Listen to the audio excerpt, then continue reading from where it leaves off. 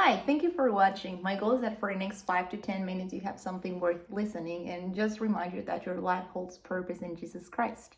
Let's get started. So today I'm going to start with a story. Thanksgiving just happened and we had the blessing to spend it with our families. We were wrapping up the evening, and of course, what do you do after you had a big round of turkey, mashed potatoes, stuffing, and all these goodies? Well, you just repeat it, right? So we were in that second round, and this uncle grabbed a plate, put turkey in it, and he went to the fridge, grabbed a mustard bottle, and squeezed a good amount of mustard on his plate. Now, before we continue, I know that mustard, it's a polarized ingredient in the kitchen, whether you like it or not, but it's not like an in-between, right? So clearly this uncle likes it. As he was dipping his turkey and in the mustard and putting it in his mouth, this other uncle saw him and just shouted from the other side of the room, like, "That's disgusting, what are you doing?" He meant it as a joke, right? So we started laughing, and he continued and said, "There's a reason God never talks about the mustard in the Bible. It's because it's disgusting." Again, we all laughed, and I turned to my brother-in-law and said, like in a lower voice, "Well, actually, that's not true. If there's a story in the Bible, New Testament said by the very own Jesus Christ, it's around a mustard seed." Of course, I am biased with this because actually I have been thinking a lot about this verse. I mentioned a couple of videos ago that I love painting and drawing, and I actually made a painting based on this verse. And I'm going to read it very quickly. It's in Matthew chapter 17, verse 20, and it says, Jesus told them, "I'll tell you the truth. If you had faith even as small as a mustard seed, you could say to this mountain, 'Move from here to there,' and it would move. Nothing would be impossible." What a statement. I think that we use this verse so many times to talk about faith and how we can overcome the challenges with just a small amount of trust in the Lord, which is not small actually. What it's telling us that it can do wonders.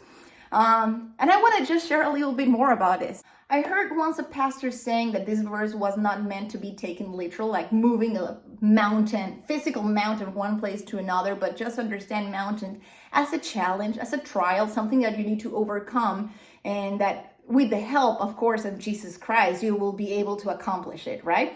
Having that trust put in Him. And that's true. I totally agree with that. I also believe that it can be quite literal as moving a mountain. Like, God never hesitates in His scriptures to talk about how He uses His own creation to open a sea in the middle of a desert and make a dry path for His people to pass by. He doesn't hesitate to use a donkey just to talk and give a message to a prophet, or just in general to pour out rain out of nowhere and flood the entire earth and just make an extreme makeover to His creation, right? So God can do that. So let's just remember that if He talks about a literal meaning or not, that's not the point. The point is about that faith that you need to have in Him. Well, this verse is constantly used to talk about that amount of faith that you can have in the Lord and how much He can do with that faith. I want to talk about not only about the mustard seed, but the mountain itself.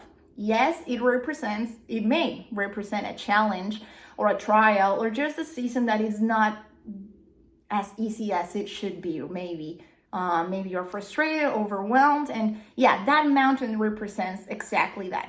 However, I want to just reference a little bit of what a mountain also represents throughout the scriptures. The first example today is Moses. It is a season where the Lord came super close to Moses to show His presence, His wonders, and His commands. The Bible says that in Mount Sinai, He actually received a set of guidelines for the Israelites to behave, called the Ten Commandments. He also describes that within this mountain, God will be in such a close relationship with Him that literally His face will shine, right? Then we see another story with Elijah in Mount Carmel, where he literally calls out fire from heaven to prove his mighty power against other gods. So we see His glory and His dominion above His creation. And a third mountain, maybe not a literal mountain, but something that I still want to recall, it's Jesus Christ in actually this letter of the Bible, Matthew, a little bit earlier in chapter 5, 6, and 7. The Sermon of the Mount. While it's not quite a mountain like Sinai or Carmel, it is a place that Jesus went a little bit higher to talk to his people and teach them, right? The point of being on the foothills of a mountain was to just go a little bit above and be able to be heard by everyone.